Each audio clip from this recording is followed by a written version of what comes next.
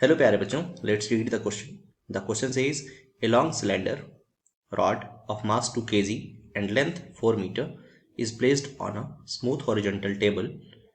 Two particles of masses 2 kg and 1 kg strike the rod simultaneously and stick to the rod after collision as shown in figure. Angular velocity of the rod after collision is, मतलब ये question बोला गया है कि एक rod है और उस रॉड्स पर रॉड की लेंथ जो दी हुई है 4 मीटर ऑलरेडी दी हुई है, इधर देख सकते हैं आप.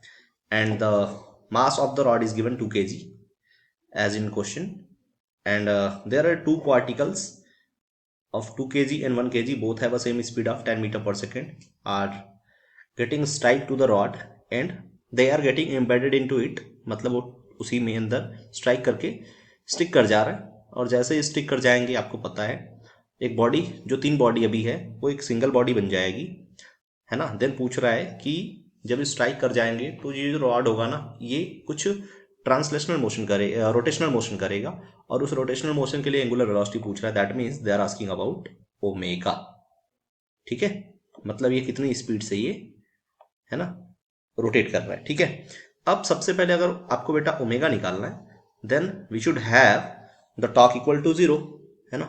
तो टाउ नेट अगर इस केस में देखें तो ऊपर 0 हो रहा है, इसका मतलब क्या हो जाएगा कि एंगुलर मोमेंटम यानी L इक्वल टू क्या हो जाएगा आपका कांस्टेंट, क्योंकि हमें पता है कि derivative of angular momentum equal to net torque on the body. अब हम क्या कर रहे हैं, हम यहाँ से फॉर्मूला लगा रहे हैं, है ना, मोमेंटम का बात करते हैं अगर, तो हम फॉर्मूला लिख लेते हैं, है ना, टोटल मोमेंटम का. तो हम कह सकते हैं m1v1 इंटू r1. अब m1v1 के साथ r1 क्यों अटैच हो रहा है, क्योंकि जिस एक्सिस से रोटेट हो रहा है वहां से उसकी रेडियस है, minus m2 into R2 into, है ना, हम कह सकते हैं V2, है ना, या फिर M2 V2 R2 भी कह सकते हैं, ऑर्डर भी बन जाएगा हमारा. M2 V2 R2 equal to क्या हो जाएगा, कंबाइंड मोमेंट ऑफ इनर्शिया यानी IC इंटू ओमेगा. ठीक है, तो ये हमारे पास एक की कॉन्सेप्ट की तरह है ये जो फॉर्मूला है.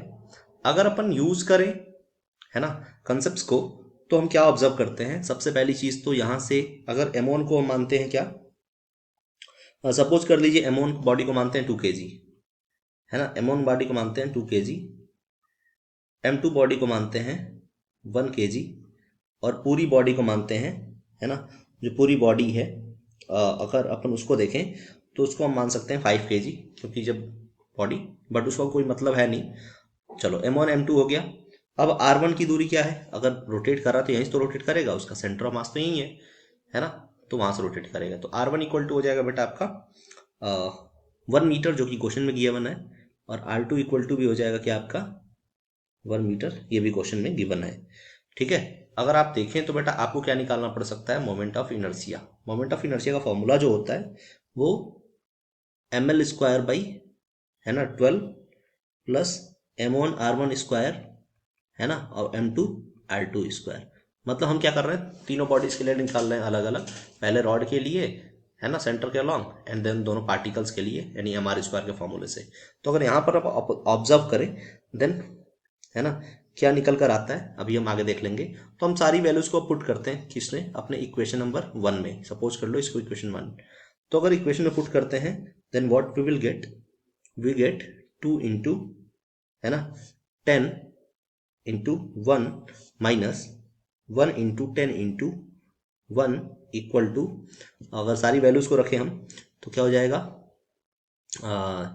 m का मतलब 2 इंटू 4 का स्क्वायर 16 अपॉन 12, एंड फिर, है ना, mr स्क्वायर 2 इंटू 1 का स्क्वायर 2, एंड प्लस फिर 1 इंटू हम कर सकते हैं ओमेगा. ठीक है, अगर अपन सॉल्व करें बेटा इसको तो क्या मिलेगा वैल्यू आपको, है ना, आपको मिलने वाला है ओमेगा इक्वल टू 30/17 रेडियन पर सेकेंड.